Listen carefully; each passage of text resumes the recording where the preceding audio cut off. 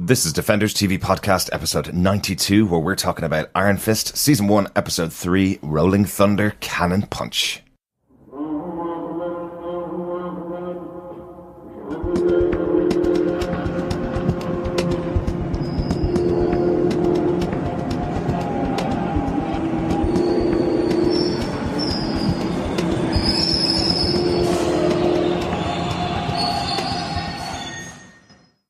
Welcome back to Defenders TV Podcast. This is episode 92, where we're talking about Iron Fist Season 1, Episode 3, Rolling Thunder, Cannon Punch.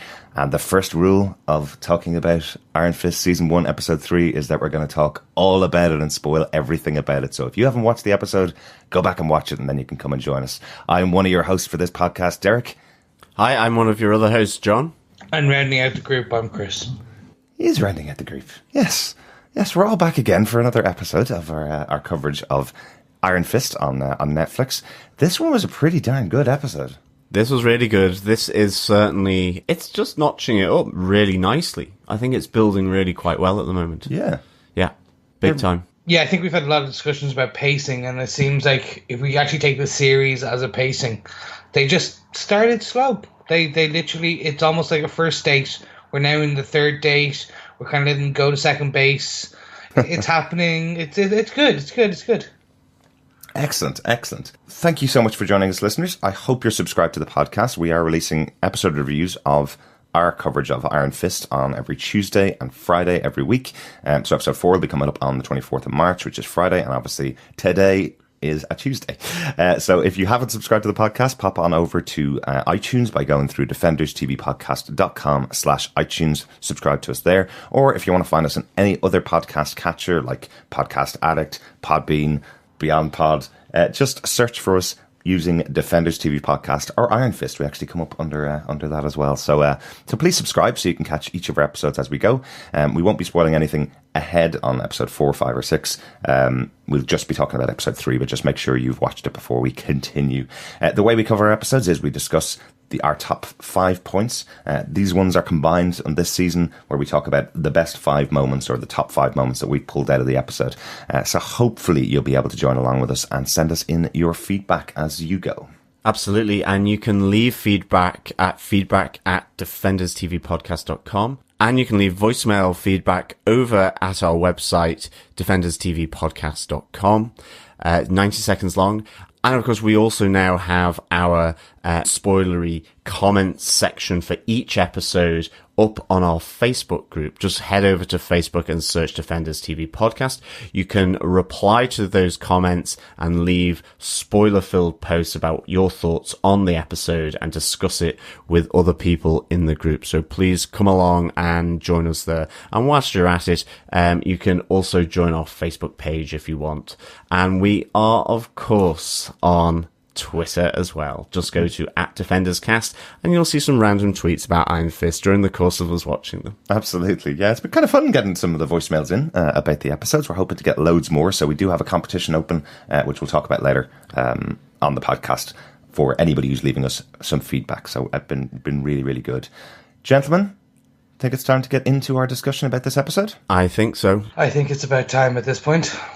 So this episode of Iron Fist was written by the awesomely named Quinton Peeples. He has worked on a bunch of television shows before, including Flash Forward. It's his first time working in the Marvel Universe, though.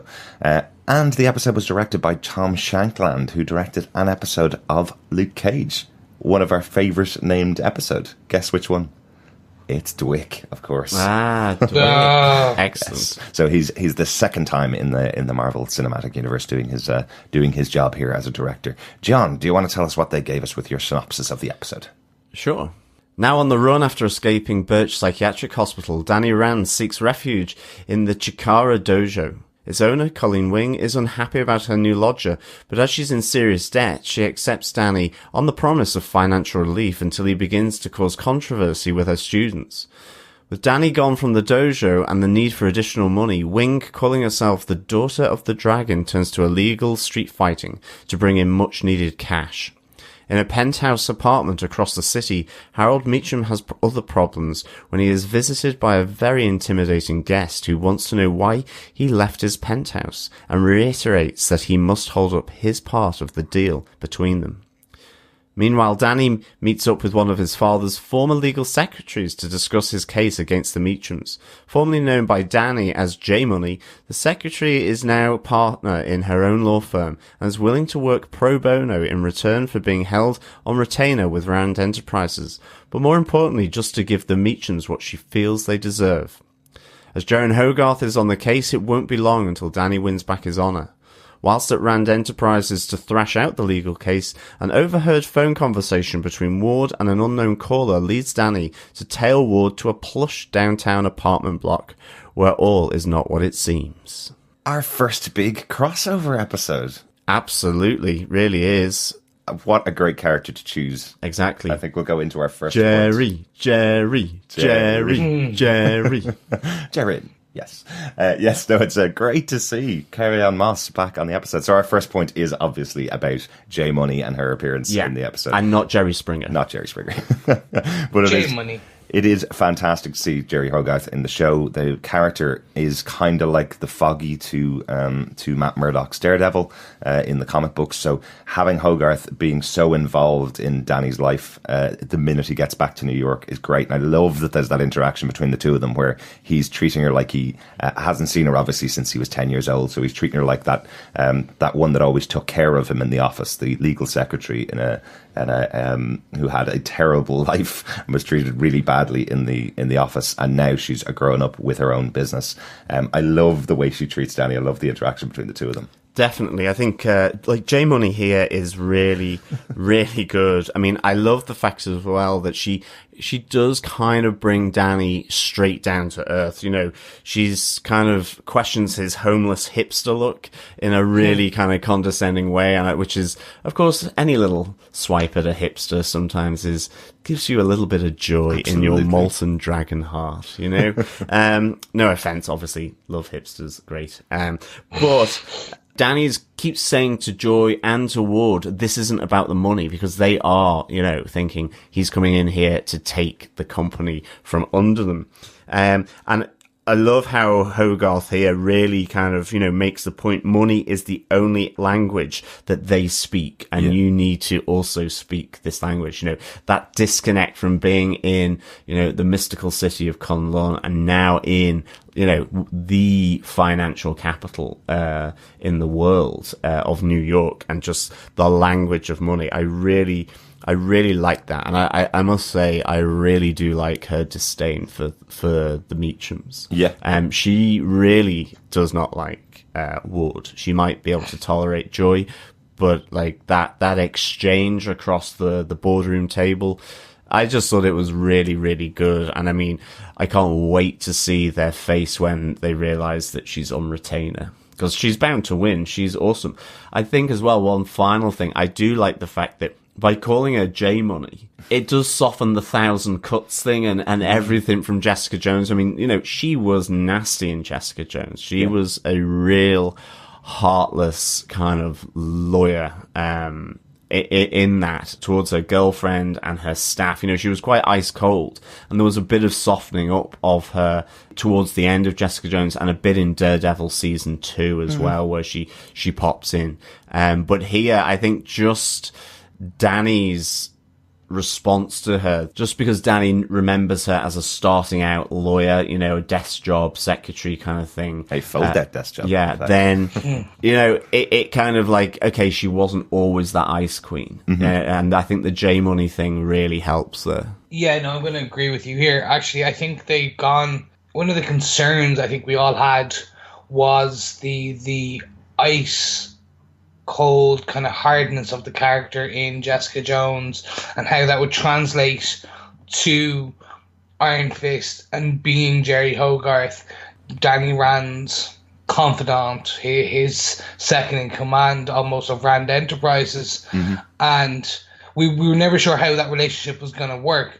So it looks like they actually did the right thing, and well done to the team for this, in that they introduced a character very early on, and now they introduced her as a flawed character, who was kind of too into themselves, too ice cold, and through Jessica Jones, the happening in Jessica Jones and the happening in the short Daredevil season 2, we see now that she seems to be more human. Yeah, she's basically understanding her flaws, because I think basically if this was taking place prior to Jessica Jones, then it would be a completely different outcome. Yeah. And I think that's what they did. They did it in such a way that it was like, okay, let's destroy this character to a degree and then build her back up again. Yeah.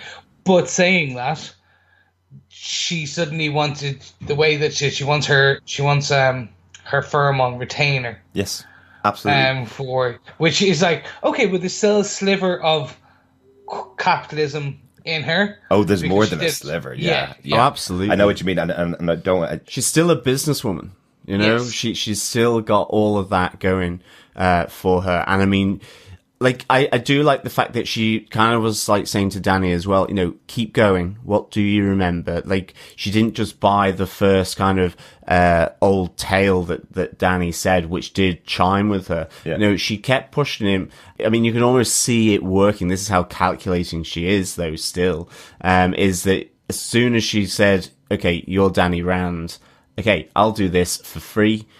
So, but you put my firm on retainer with Rand Enterprises. I think as well, it's nice little touch for her character that she was managing his parents' estate and that the flowers are fresh on the gravestone. Again, it just kind of, it does show her human qualities that, you know, she recognizes that they gave her first opportunity at Rand Enterprises as a start out legal secretary. And, you know, she's built her career from there. And so she's got that loyalty there to the Rands, and through managing the estate, and that, you know, she's thinking of those little touches. Absolutely. So I quite like that little touch, I have to say. And as you say, I like the fact that she's not doing this out of the goodness of her heart. She is doing it because she hates the Meachams, particularly Ward. And now she's got an opportunity to kind of get back at them, which I really like. But it does bring up a great future possibility for the character, because Danny does still see her as that person that he knew before he left. He knows she's a hardened lawyer, but that's all he knows about her, is that she's now a great lawyer, and what he knew about her in the past as being the low-level legal secretary. So will there be a moment when he finds out about what she's been doing and the kind of lawyer that she is? You know, that creates a nice dynamic between those two characters for the future. Yeah, but I think with that, do we head onto our bloody hands? And another crossover that, whilst we don't see her, has peppered this episode with Madame Gao and Harold Meacham meeting up. So, before we get into this, I have a theory, and I don't know if I'm right. I don't know whether it's story-driven or the fact the actress may have not been around. Okay. I don't think that was the same actress for Madame Gao. Really? In the shadows. It just looks slightly off. Yeah. And I don't know whether it's just my imagination now, but she also has done other things this year. Right. Or last year when this was filming. So I'm potentially, it's like, oh God, we've got a scheduling conflict. You know what? We'll put her in the dark and just do it all black and white. We'll just show her feet and her tapping the floor, and then when she comes back later, it'll be fine. But I love that. I really liked that kind of introduction. It almost kind of mystical, like she's not in the room, he can't see her, like his sparring partner just disappears somewhere, and you're like going, okay, where did he go? Or, you know, he probably just legged it, he was so freaked out by it. And I just liked, she's coming to say, you know, where did you go? What have you been doing? And, you know, this intrigue of the deal, you know, we've got them purchasing or trying to purchase the pier here. We have, you know, this relationship between Madame Gao and Harold Meacham. So this is like, you know, what's the pier for? What's the relationship? What's the deal that we got? But speaking of theories, we do get confirmation that Ward did disobey Harold here. rather than taking Danny Rand to safety, that he just got him beaten up by the inmates. I kind of like that. And we do see hyperbaric Harold as well in his oxygen tank, snoozing away softly, which is interesting, like quite vulnerable. I thought, like, I like that kind of vulnerability of him, and him drinking a concoction of different liquids as well. So presumably, if we're thinking, has he been resurrected as well, or was he just saved from his illness?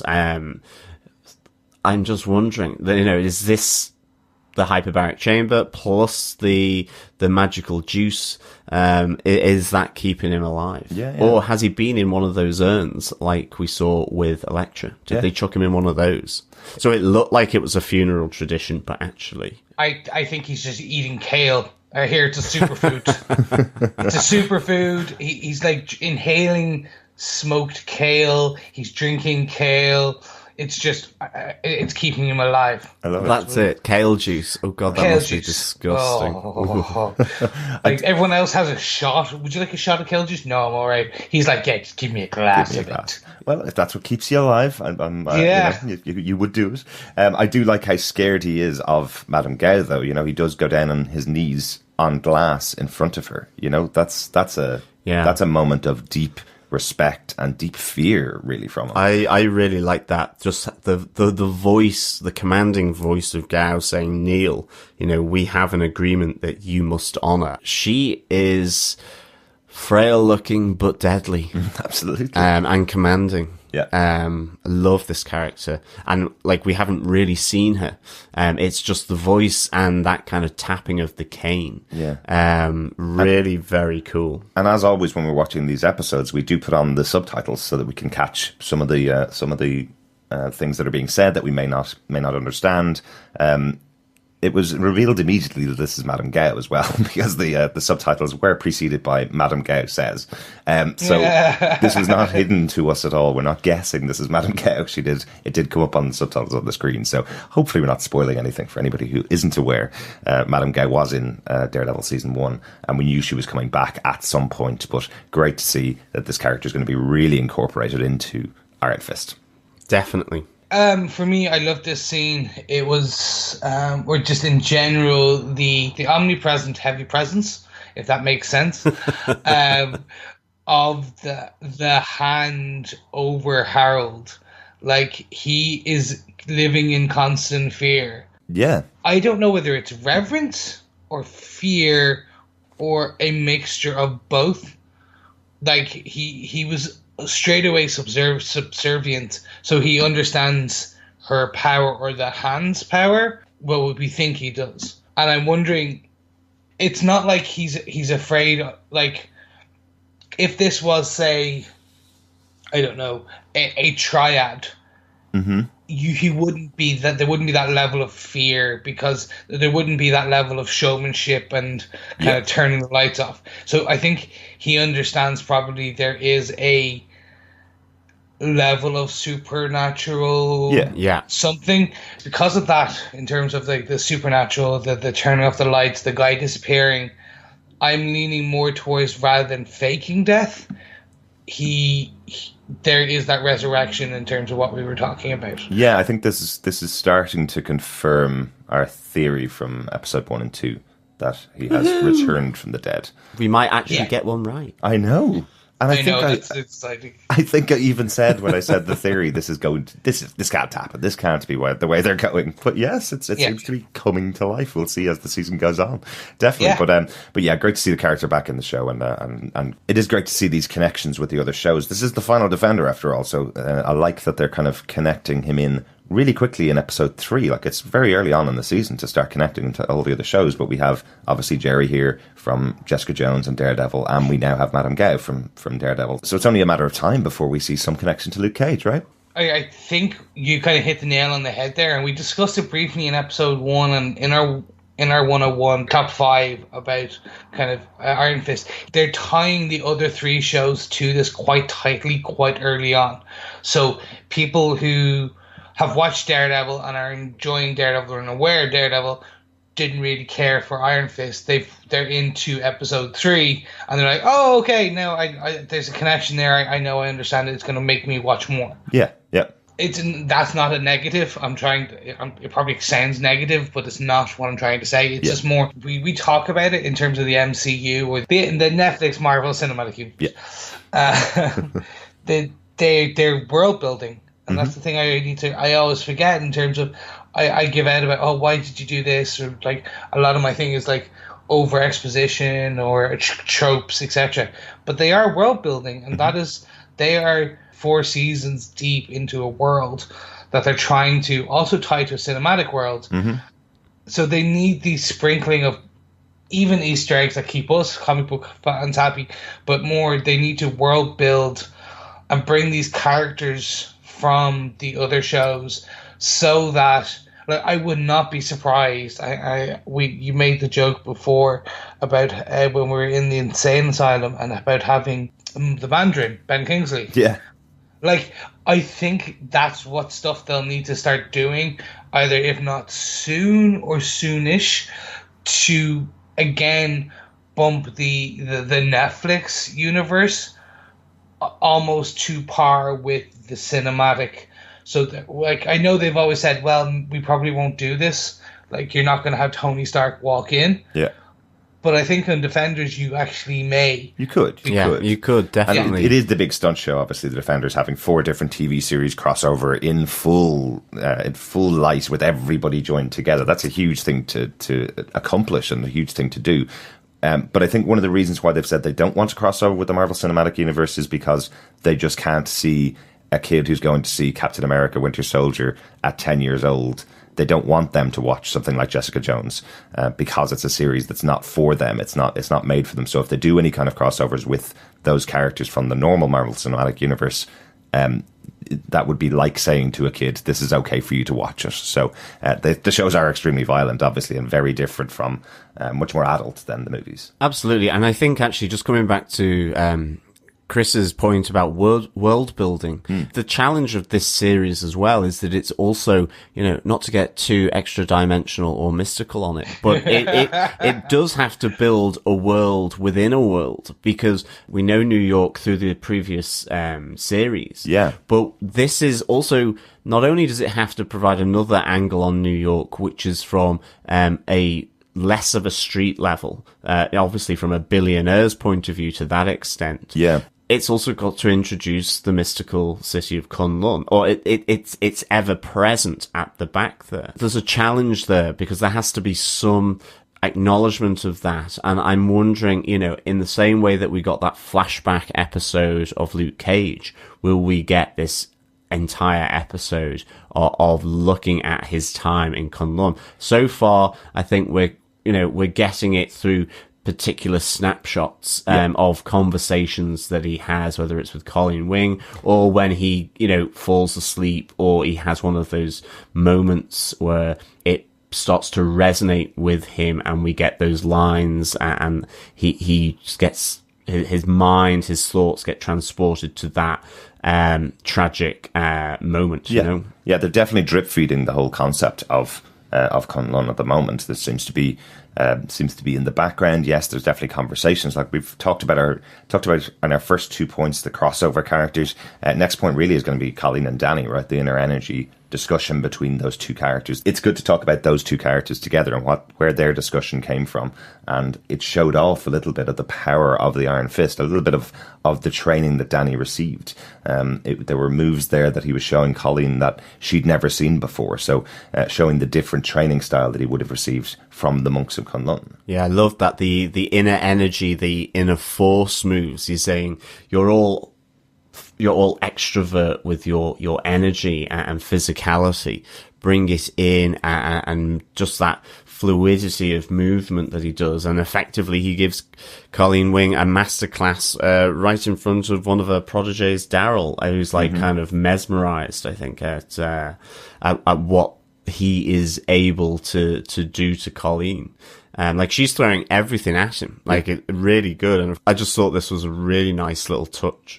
Yeah, and I know we commented on episode 1 that, or you were commenting on episode 1 that you really wanted to see the two of them punch each other, as we all did, go at each other. They're both martial artists, so you want to see them test it out. I'm kind of happy now that they held it back for the 3 episodes, because it's kind of good to see. We've seen Colleen Wing, we've seen her power now, we've seen a bit of Iron Fist at the end of episode 2. So seeing the two of them have this kind of playful battle in the dojo, I think it's a good idea to hold something like that back, and it worked really well. I really loved the line, the one that smelled like toe fungus, when when him and Colleen are talking about the attackers that came into her dojo. Yeah, and it's really also very interesting that Danny is treating this like a real dojo, and Colleen is still thinking of this as her business. This is how she makes money. She trains poor kids who've been beaten up at school how to learn kung fu, and he's kind of thinking of it as no. The way I was obviously trained was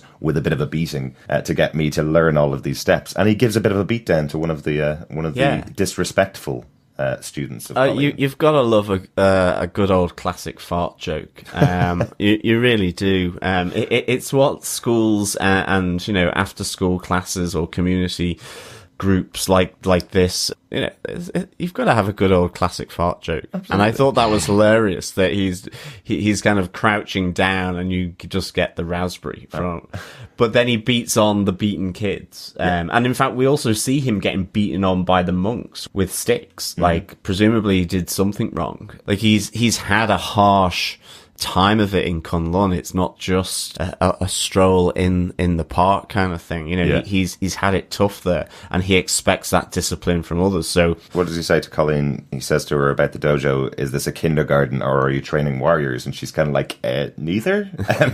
That's two very extreme things. I'm doing neither. I'm teaching them how to do martial arts. It's a different thing. Crouching tiger, farting pants. But that's cool. Yeah, no, I love the scene. I think more from the fart jokes, which, as John is well aware, I love my gaseous humor, but more so that this gave me a quick glimpse at two masters, and what I'm imagining. I don't know when, almost, let's say like episode 10, 13, or the second half, the second arc, when they potentially are fighting the hand, and it's a room full of ninjas, them back to back. And you remember in some like Crouching Tiger, Hidden Dragon, some of the old 70s kung fu films, where you'd always have the two protagonists, or the protagonist and his best friend, back to back, fighting like a circle army of bad guys. Oh yes. And they were like rolling over each other's backs and hooking each other, and like one would hold one down and the other would run a ring around, literally in a ring around, kicking people in the face. Yes. I can see that from their fluid movements. Absolutely. From the fight. And that's where I'm more like, okay, this potentially is a precursor to them. He understands her level. She now, more importantly, understands his. Absolutely. And that he's not a homeless guy who has a shave. Yeah. Kind of. Yeah. He's not some preppy billionaire who plays at kung fu because he has nothing else to do with his life. He's a properly trained martial artist. Yeah. And it also answers the question from episode 2, where he did challenge the master of the dojo to a battle. He wins this battle, right? So technically now he is the master of the dojo, if you were to respect the rules. Yeah, definitely. Is that how it works? Or is it just you must challenge them and that's it? But anyway, they did say that he is. That's how it always works in video games. Yeah, exactly. It's like in Pokemon. You go defeat the trainer of the gym, and then you become the trainer of the gym. Yeah, exactly. There can be. It's more Highlander. There can be only one. Yeah. Oh, that's a deep cut joke. But yeah, no, I think it was more the precursor that I liked. I think that's kind of more why I was excited about the fight. It was a quick fight, and it showed them. But this kind of brings me on to our next point, which was having Colleen and seeing what she was capable of, and then absolutely the cage fight. Oh yes. Yeah, and the cheetah punch as well that he's taught her, she uses to get out of a really tricky situation, which was cool. I like that she kind of took on board her loss to him in that sense. Yeah, absolutely. No, it's definitely kind of cool to see the master of the dojo learning from another master and taking that into action. It's a very odd scene, obviously, because we did have the discussion with Daryl earlier on where he says, I've got family to support, so I'm doing these cage fights. She says, that's completely disrespectful. You've ruined your reputation with me. And there doesn't seem to be an interim scene between that happening and her going to the cage fights for the first time to explain why she does. Do you know what I mean? It felt like she needed to have, I know this is definitely a trope. I'm glad they didn't do it, but something like her looking at all of her bills and all of the debt that she's in, just to show the drive as to why she went to the cage fight.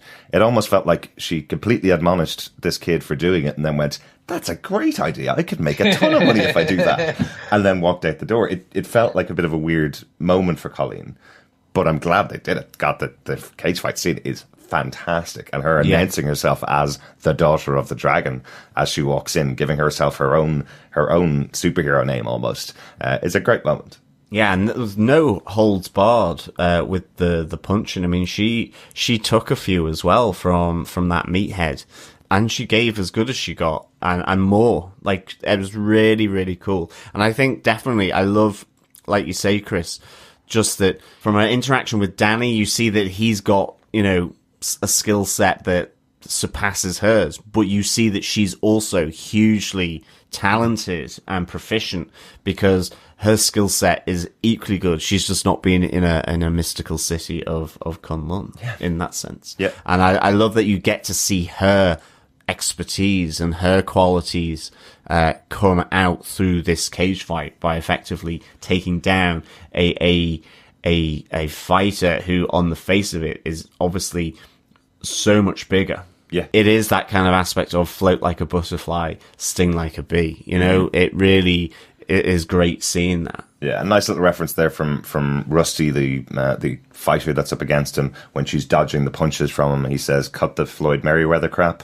Floyd Merriweather was a boxer who was up against Muhammad Ali, and that's what he was known for, was kind of dodging the punches. So a nice little reference to a boxing side as well. So very cool. I'm completely in agreement with you, Derek, on this. Mm-hmm. That they missed the exposition of why she was doing it. Yeah.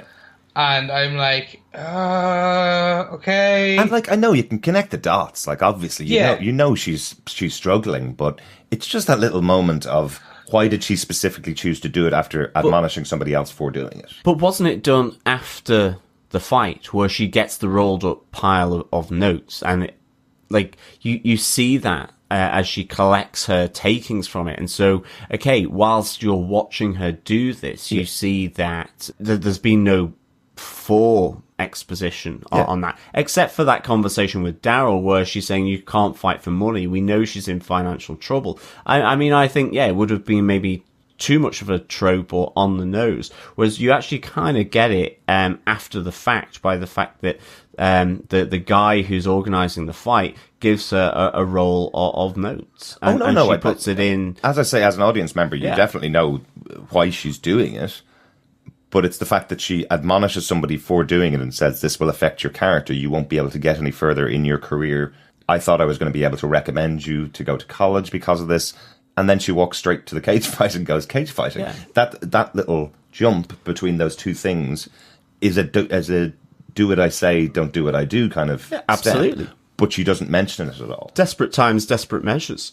See, I think it would have been easier if she went there to shut it down, almost. And then if they had just shown her seeing the amount of money that a winner got.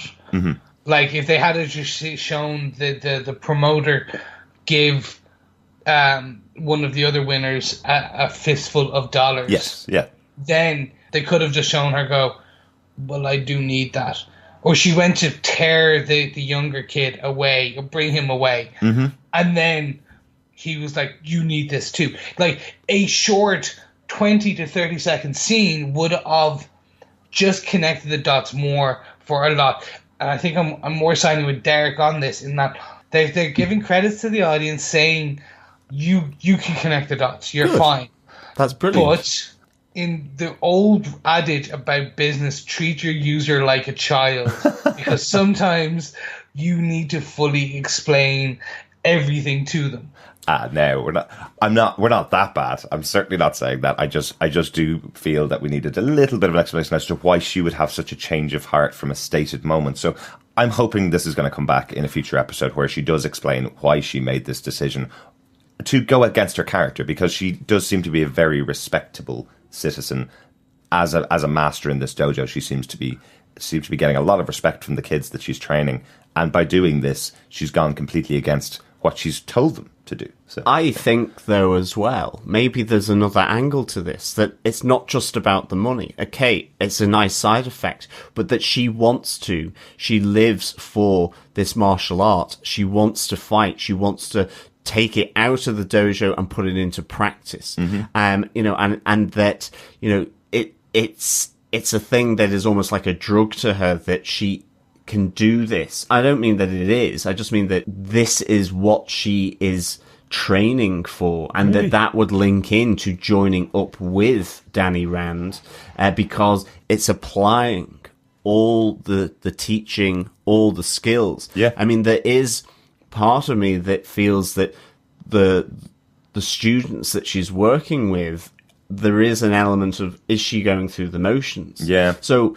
that this becomes a benefit in two ways, in that she's able to apply her skill, fight, and she gets the money afterwards. I can kind of get the idea of maybe that she goes there, as you say, Chris, to shut it down, and then kind of gets caught up in the atmosphere of it all, or sees the money. But I'm also wondering, is it also about the use and being able to use, and the adrenaline rush of using her skill in an actual fight? Yeah. I mean, actually, like the Fight Club. Yeah. That kind of element. And that ultimately leads her to wanting to work with Danny Rand. Yeah, no, I can see that. In another fight. I can see that. Yeah, it's a good point. And again, I'm hoping that we're going to come back to this in the future. The scene itself was great. I loved seeing this moment where she shows that she is a completely viable, powerful character by just taking out this guy Rusty, who you just assume is not going to be is going to be the winner because of his size, because of his strength, and because he's obviously a seasoned veteran of these types of fights, and this is her first ever one, But yeah, fantastic that she was able to use what Danny taught her to take him out. And just to kind of round out this point, the daughter of the dragon, who wants to take that point first, though, or the significance? You can take it. Okay, I'll take it. Okay. So, for listeners who aren't aware, the daughter of the dragon comes from the actual piece where it's the name given to herself and Misty Knight in the comic books. Right. It's their team name, or if you want to call it that. It was based on a slide from the Steel Serpent. Mm-hmm. He said it in a tongue-in-cheek way after they had beaten him up. Right. And you are the daughters of the dragon. Yeah, or something along those lines. Cool. And it's actually all the way back in 1977. Right, so very early on. In the career very early on of Misty and Colleen. And it was done in a way. And now this is where you kind of see it's always the who said what first. Some people say it was done as a slight to always make them supporting characters, that they were only the daughters of the dragon, not the dragon themselves, and that they would forever be the supporting characters to their two respective stars, being Iron Fist and Power Man, or the Luke Cage. And that kind of foreshadowed them when the Power Man and Iron Fist series started. They became supporting characters then. Right. Interesting. And actually, something we should have maybe potentially said in one of our kind of extra reads, there was a lovely series with Colleen and Misty called Daughters of the Dragon it was about 2007, 2008. There was a series there. It was really very authority. It was based on that kind of authority Mark Miller style. Right, yeah. Very cool. That kind of very more realistic kind of style. And here's hoping. I know you talked about having Colleen and Danny fight back to back. Here's hoping we get Misty and that would be Colleen Wing awesome. fighting back to back at some point. That would be Defenders, I bet you. I bet you anything, yeah. Hopefully. I think it's time for our final point. Yep. We have talked about the kind of hero moment for Colleen Wing, obviously, in the episode. We get Danny's first proper hero moment in this episode, as he goes to the hospital to go and pick up the final piece of evidence to show that he is Danny Rand. Every single piece of evidence that could possibly exist seems to have been either destroyed or taken away. Yeah, snaffled up by Ward. As we find out, by Ward, and his gigantic file of Danny Rand exists stamped on the front of it. Yes, he goes to the hospital to go and pick up his X-ray from when he fell off his skateboard as a kid, is that it? Or off his bike as a kid? Yeah. So we finally see heroic Danny Rand. Yeah, I love that he's got this hero moment where he rescues the records lady who's been like knocked out by Ward's hired thug who's sent to go and find and destroy all that. But he saves her from the burning record archive. And there's a nice little bit of scrapping between him and this guy as well. And I love the way he shoots through the shelves of the storage room and through the boxes to knock the guy off his feet. I thought that was pretty cool. And we do see his iron fist again glowing. I just love that look where you get the yellow glow coming onto his face. Really cool. Really cool, isn't it? Yeah. So it's great to see his first hero moment. I was actually thinking, are we going to see, Night Nurse here? Are we going to get 100%. Just because we had kind of got the voice of Gao, we had J Money, all of these connections beginning to come through. I kind of thought that this was where we were going to see Claire Temple. It's one of those moments that you're expecting Claire Temple to be standing outside the burning records office going, not again. Will people stop destroying our hospital? Yeah, definitely. That would have been funny. It would have been better if she was the one who was knocked out. That would have been pretty cool. She can't be a nurse anymore. She's got a clerical job. And that's her now. That would have been brilliant. That's right. We never actually saw the face of the records clerk that got knocked out. No, we didn't. So it actually could be Claire. It comes back to check on her in episode 5 or episode 6 or something, and we find out that actually was Claire. Yeah, we'll have to go back and have a quick look to see if we can make out Claire Temple. That would be quite cool. You would have thought there would have been like some kerfuffle straight after he runs out of an exploding room. It's like people in a hospital going, what's that smell of smoke? Yeah, and like there was a large explosion. Let's go check it out. Oh, Mr. Security Guard, I'm sorry. I just saved this person. Can you go capture that guy? And like, no. So, yeah, okay. That's enough of that. I should say I did love this scene part. There was just that one particular bit I was like, really? Where Danny jumps through the boxes? Oh, I love that. I just thought it was really weird. I was like, I know how heavy some of those boxes are. I get that. Yeah, he's just like, they flew away. And I was like, really? He's a very powerful kung fu master. They sounded pretty empty. Yeah. I must say it, but I loved the kind of visual of him coming and bursting through the boxes with both feet to knock the guy off. But yeah, when they went flying, it was kind of like, they sound like they're empty when they hit the floor. Yeah. Not packed with medical records. Yeah. But I did like that, and of course, like just the scrap over the lighter. Ward really had better be covering his tracks really well here, because I mean, setting fire to medical records in a hospital, like that's a pretty. I mean, maybe that wasn't the intention, but for his hired thug to go down that route, and given what might happen, that could have been really serious. Oh, it was. I would think it was definitely the intention, rather than just removing that one X-ray, to have a fire there to destroy records, so that's a great cover up for the fact that you were just trying to destroy one. You destroy the entire records room, but the records clerk was in there when the guy was starting to set fire to the place. So was he aiming to kill somebody as well? Was Ward going that far that he would have killed somebody to protect the company? I think that's the point. I think that's what he was going to do. Look, he wanted to kill Danny in episode 1 when he sent the thugs into Chinatown against Danny with guns. Absolutely. And killing Danny is one thing. Killing an innocent bystander, I think, is a different kind of a different kind of bad here. Well, Ward has got that loose cannon aspect about him. He disobeyed his dad, and actually, he has now tried to kill Danny in the first 3 episodes. Yeah. The Chinatown festival, we had in the psychiatric hospital, and now in the records office. And that brief flashback to when like Danny, all the young Danny, young Joy, and young Ward are sat around playing Monopoly.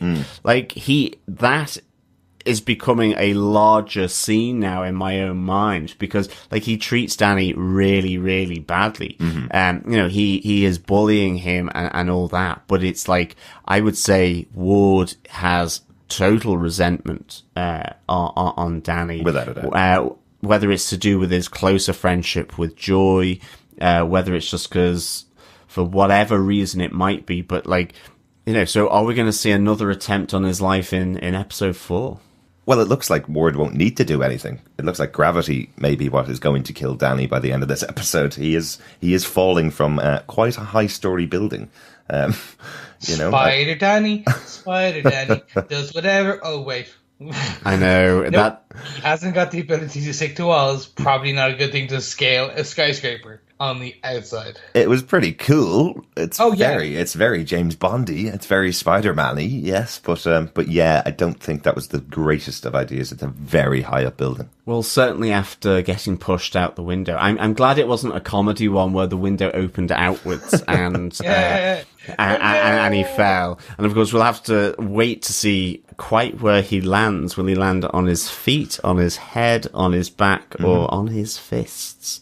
It'll be interesting to see now what happens to a falling Danny down off from the penthouse. But how amazing would it have been if someone did actually open a window out and he's just there scaling? Like, remember the old 60s Batman where the commissioner would point his head out and they're just kind of scaling up, and he'd be like, nothing to see here. That would have been awesome. Like they could have just brought a bit of levity there. Or with the rope, and it's obviously on a flat surface. Yeah. But the rope is just lying on top of the building, and you're like, wait, I know how this is done.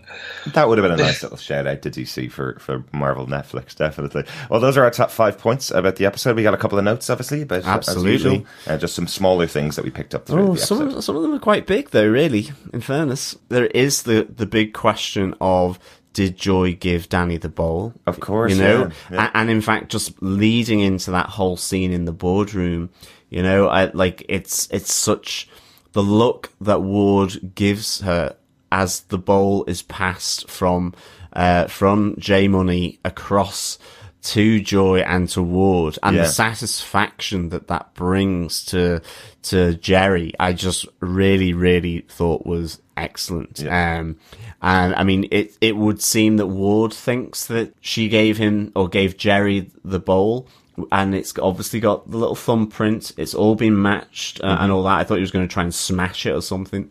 It is actually, because I was thinking, right, if you have a clay bowl that you've made yourself with your own hands years ago, maybe it's many years ago, but you'd assume there's things like hair and DNA that are left behind when you're making something like that. I thought it would be more than just a fingerprint, because my reaction when they said it was one perfectly matched fingerprint, we have it sorted, that bowl right there in your hands, Ward, is worth $1 billion. You were expecting just to go, smash. And that's, all right, what else have you got, No, but all the work, you see, this is where Jerry is good. Yeah. All of it was done beforehand. Of course. She no longer needed the bowl as such. Plus, they could have done the Batman thing where they reconstruct it from a model, True. like the bullet fragments from Dark Knight. Yeah, I just thought this was really good, and like Joy is becoming quite difficult to read for me. It's like she's conflicted about her allegiance to the company and also her sort of nightmarish brother. Yeah. But at the same time, she had that loyalty to Danny as kids, and she does think there's, similarities there. She obviously, the M&Ms, she's, I think, fairly clear that it's him, yet she's still acting against him. But then she gives Jerry the bowl, or does she? So it's kind of interesting, and even just the work she does to secure the pier that Rand Enterprises has been after as well. Going into the hospital, like, actually I thought that was a level of smartness from a business perspective, but coldness with regards to the fact that they can buy off the doctors, the hospital, or to get and acquire this kidney or liver for Raj Patel's son or nephew or, whoever it was. Like, that's a pretty sly thing to do. So, like, Joy has become quite an interesting character for me because she's kind of hovering around on whether she wants to be good and open and sort of that friend with Danny, but at the same time closed and hostile and a bit nefarious, really. Yeah. Like, that's next level negotiation techniques. Add an extra 10% on it, says Harold, when the deal is still being rejected.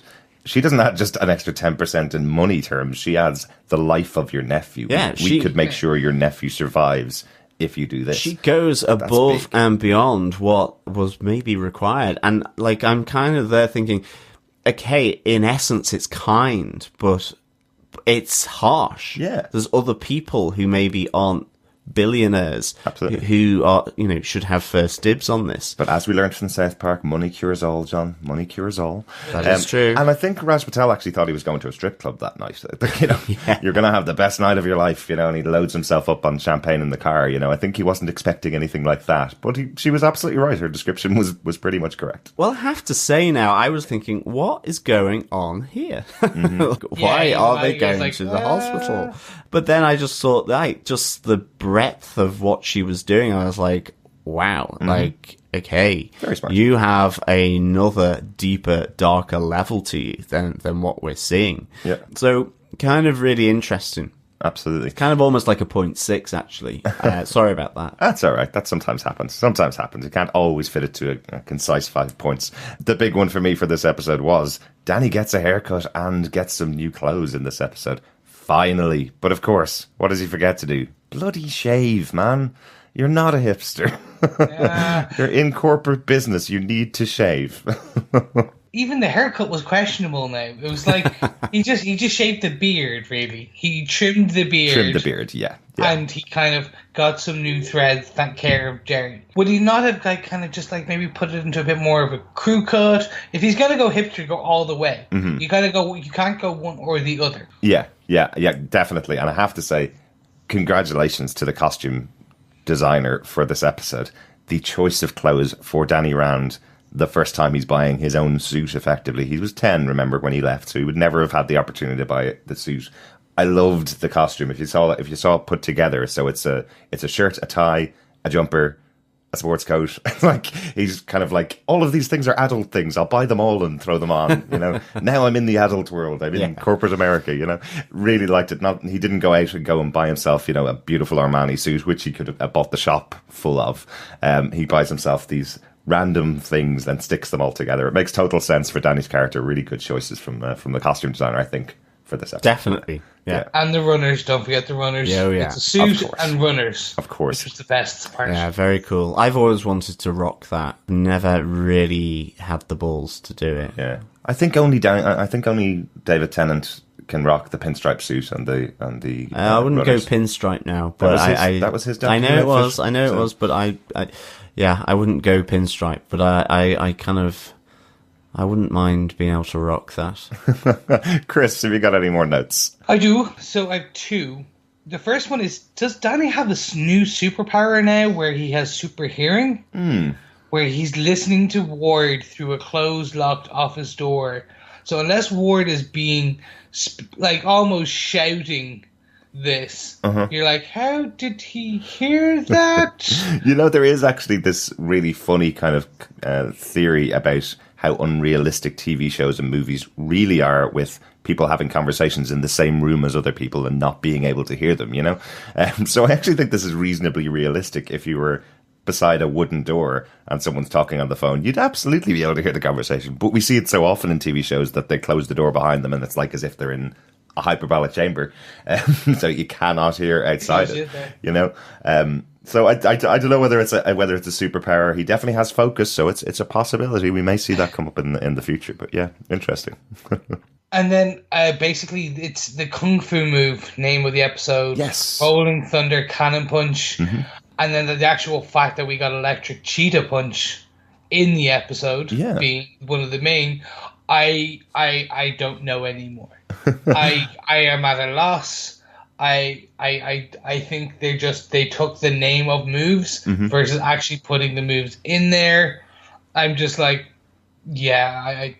It's like, very difficult to Google search 70s Kung Fu movies that may have used the term Rolling Thunder Cannon Punch in them. It's really difficult to catch them because a lot of the 70s movies are obviously from China and from Japan, and obviously the titles are in Mandarin or in a different language completely. So while this may be something that is a factor or a main factor in a very popular 70s movie, we'd never catch it because the subtitles that were put into them were never put up on Google yet. So they should get on that so it'll be easier for us.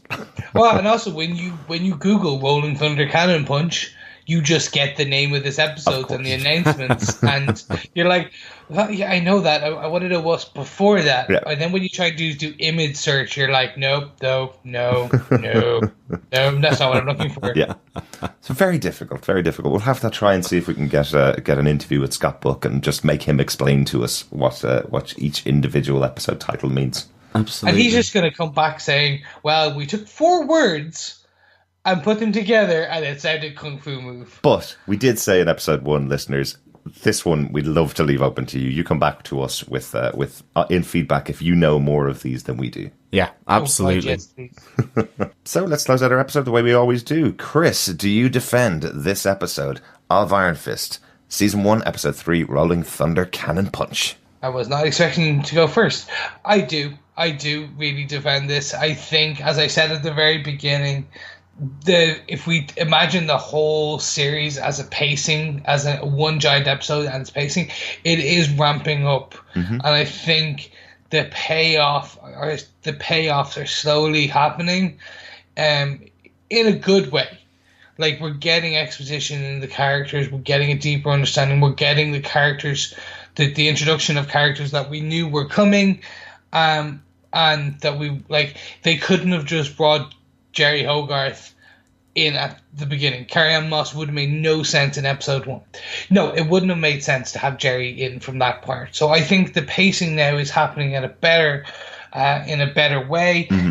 The introductions of the shadowy hand and Madame Gao, the viciousness maybe is wrong word of Colleen, the ferocity almost, the fierceness of the fighting that she has, and of course we have the immortal hospital fist. So I was quite happy with that part. So I think yes, I do defend this episode. It's getting better, and I think that's the thing I'm happy about. Absolutely. If we get the mid-series slump, which we always seem to get in these episodes or these series, I don't think, and that may come later on now, which I'm happy about, because it took a while. They're building it up. Yeah, I'm hoping we got the mid-season slump in episode 1, to be honest, so we don't see it again. John, do you defend this episode of Iron Fist? I do defend this episode of Iron Fist. I really enjoyed this. I'm giving this 4 toe fungi out of 5 sweaty feet to the front. I have to say, Jerry, fantastic seeing her back on the Marvel Netflix series here. I loved her interaction with Danny Rand. It just made so much sense to me, and it felt really natural. I loved the development of Colleen Wing, this kind of tight situation that she finds herself in. You know, she's part martial arts teacher, part community helper, but also part broke, financially struggling. And I do wonder whether she also is a person made for fighting. Like she wants to, is that part of her motivation to go to the fight club and do this, despite sort of admonishing her student Daryl for doing the same. I think Joy is becoming much more complex, like really conflicted about her loyalties, which I'm enjoying. I like the thing that we discussed here, this idea that Ward really has tried to kill Danny in all the first 3 episodes, which is really good. And ultimately, again, seeing Gao and Harold together, this was really great. I loved the kind of off-camera aspect to how Gao was brought in here, very otherworldly in a sense. And I like the opening with the hyperbaric chamber. You know, is Harold reborn as Allah the Hand, or was he saved from death? You know, what's the distinction here? Really enjoyed that. So yeah, for me, this was a really strong episode, really building on maybe from the slow start of episode 1, but now like 2 and 3, I've really enjoyed. This is building really nicely and I think quite solidly as well. So yeah, definitely defend this episode. So Derek, do you defend this episode of Iron Fist? It's a threefer. Yes, I do defend this episode of Iron Fist. Absolutely. This is a great one by bringing all of the other characters from other shows in, obviously Madame Gao and Jerry, to bringing them into this show, making this feel more part of the Defenders universe now. This is where we're getting it, and we're getting it a lot earlier than I thought. We're also getting some great moments with the characters that we've just met over the course of the last 2 episodes. The hospital scene with Danny, the fight club with Colleen, Joy's moment where she's turning on Ward, all of Ward's controlling nature, trying to take Danny and trying to take him down.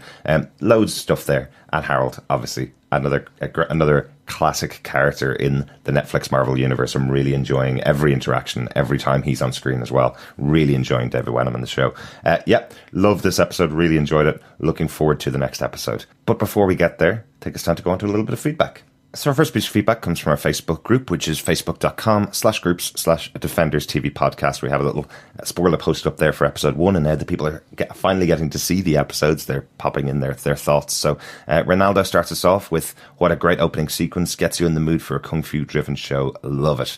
First episode over now. I think it was a solid way to introduce the characters. Thought at first the meeting between Danny and the Meachams, Danny could have told them more historic event that they shared. He later went on to do that separately with Joy and then with Ward. I keep telling myself that Danny is essentially a monk, and I like how he doesn't engage in violence unless he needs to.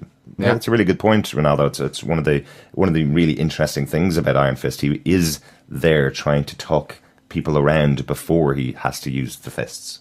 Yeah, absolutely. Like, that's one of the great aspects about this character, that he's both balanced in a piece, but if he needs to, he has to get his chi on, and he's got to bring out the guns. Mm-hmm. Absolutely. You know, so absolutely. And that idea anyway of being a warrior monk and that link with Buddhism, you know, it's a really interesting kind of balance there, I think. Yeah. Ronaldo goes on to say, did we get our first glimpse of Danny using chi? I loved how he placated Joy's dog by praying. In the comics, I think he's able to calm crowds, so it was good to see him using it on guard dog. Claire Laffer responds with, I laughed so hard at that dog scene. We knew you would, Claire. We're so happy you've been able to see that episode, and obviously our discussion about that in episode 1. That's really interesting. That is what we talked about. Do love the idea that he's able to calm animals with his presence, with his chi. Absolutely. We have also put up the and replicated the doggy Danny gif of him about to chase after the axe that's thrown at him along the corridor. But yeah, I mean, definitely seeing a little bit of his power there. And of course, yeah, I think I was probably I wasn't down on the opening sequence. I actually really loved the music. I love the sequence. There is part of me that wishes there was some more green and yellow sparks and in the titles. But now, of course, I think I'm probably going to go crazy and find myself in Birch Psychiatric Hospital as well, because I keep now thinking that there is more yellow sparks coming, like I was kind of hoping there would be. So I think I'm beginning to hallucinate. Always happens when you watch something a lot. So I'm in agreement here with John. I actually am noticing more. And I think potentially there is, but I know there's not. I think it's because we're watching it on a bigger screen than we were able to when we were watching the screeners. I think that must be what it is. Maybe. Yeah, that's probably it. So for me, I said this that I wasn't a huge fan of the intro on our first episode. 3 episodes or 2 episodes additionally now, I'm actually liking it more and more. It grows on you. Yeah. It is like a large amount of ink seeping over you. it embeds itself in you. I am constantly humming it and going, what's that tune from? Oh yeah, Iron Fist. Yeah.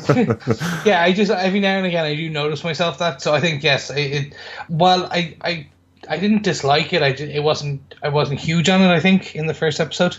It is growing on me and it's a good thing.